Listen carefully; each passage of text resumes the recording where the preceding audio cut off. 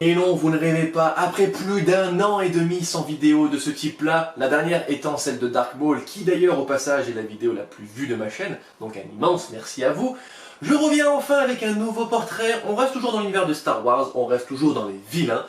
Voilà, on va parler de Dark Vador, mais avant tout, tac! Voilà, le décor a changé, il y a pas mal de trucs qui ont changé, j'ai déménagé, pour ceux qui ont vu la petite vidéo de mise au point 2020.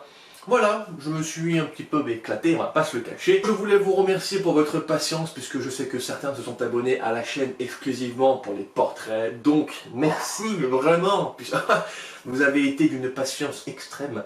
Voilà, pourtant je vous ai teasé quand même pas mal de fois, je vous l'ai dit pas mal de fois que ça allait reprendre. Voilà, la vidéo est enfin là, j'espère qu'elle vous plaira.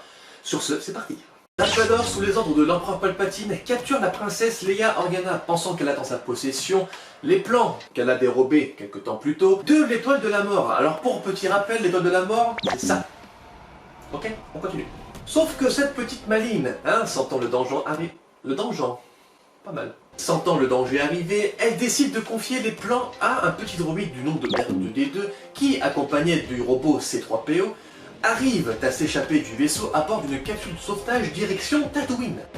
À peine arrivés sur la planète, ils se font déjà tenter par des Jawas, des petits brocanteurs de l'espace vendant ferraille et composants électriques en tout genre. Ils seront vendus à Luke Skywalker, qui, par le plus grand des hasards, en nettoyant R2D2, arrivera à tomber sur le message de la princesse Leia. Message destiné à Obi-Wan Kenobi, que Luke pense être le vieux Ben Kenobi. R2D2 décide de se taper un petit road trip à la recherche d'Obi-Wan. Luke part à sa recherche, se prend au passage une petite rouste par les hommes des sables, jusqu'à l'intervention de Monsieur Kenobi. Obi-Wan prenant connaissance du message laissé par la princesse, lui suppliant de rejoindre Alderaan et de confier les plans, chouravé quelque temps plus tôt, à son père qui n'est autre que l'un des dirigeants de l'Alliance rebelle. Obi-Wan explique alors à Luke qu'il était un ancien chevalier Jedi.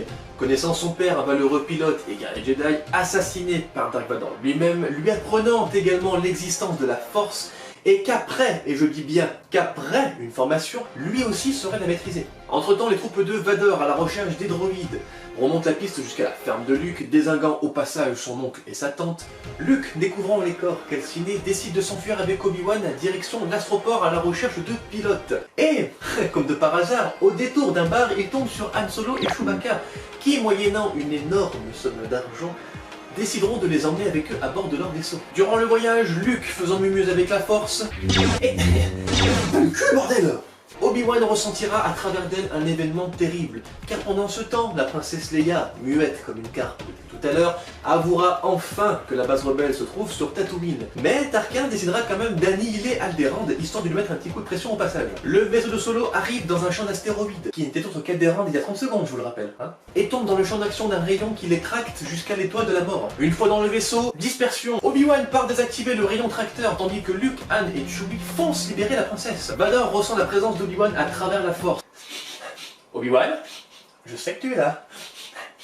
Les menant ainsi à leur ultime duel, Luke assiste impuissant à la mort, enfin à l'évaporation plutôt, d'Obi-Wan. En réalité, il a juste disparu physiquement pour ne faire plus qu'un avec la Force. Obi-Wan, Obi-Wan, qu'est-ce que c'est que ce bordel? Luke, Han, Chewie et Leia parviennent à s'échapper de l'étoile noire, direction la base secrète de l'Alliance rebelle sur le satellite Yavin 4. Mais, puisque ça ne peut pas se finir comme ça, Tarkin arrive à les localiser grâce à un mouchard électronique implanté dans le vaisseau de Han. De leur côté, les rebelles analysent enfin les plans dérobés par la princesse Leia. Plans, je vous le rappelle, qui ont été dérobés depuis le début du film. Ils arrivent à trouver un moyen de détruire l'étoile de la mort en envoyant un missile, d'accord, dans une bouche d'entrée d'aération qui conduit directement au cœur de celle-ci. Qui a designé cette putain d'étoile de la mort? Qui a designé cette merde?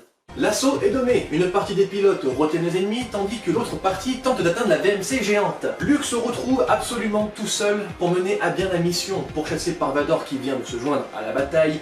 Vador, déséquilibré par une mauvaise manœuvre d'un de ses alliés, part à la dérive dans l'espace. Luke pulvérise littéralement l'étoile de la mort, menant ainsi à la première grande victoire de l'Alliance contre l'Empire. J'espère que cette vidéo vous aura plu, je vous laisse au speedrunning, bonne vidéo.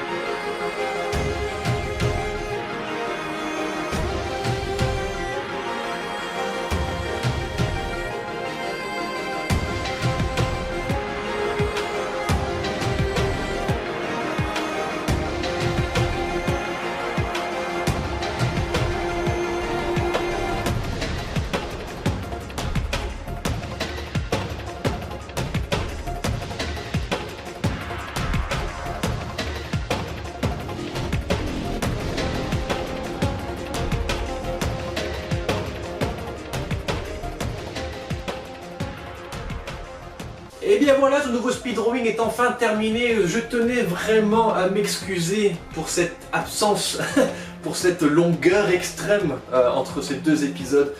Je sais que beaucoup me l'ont demandé, donc merci de votre patience, sincèrement. Je sais que certains se sont abonnés à ma chaîne pour les portraits.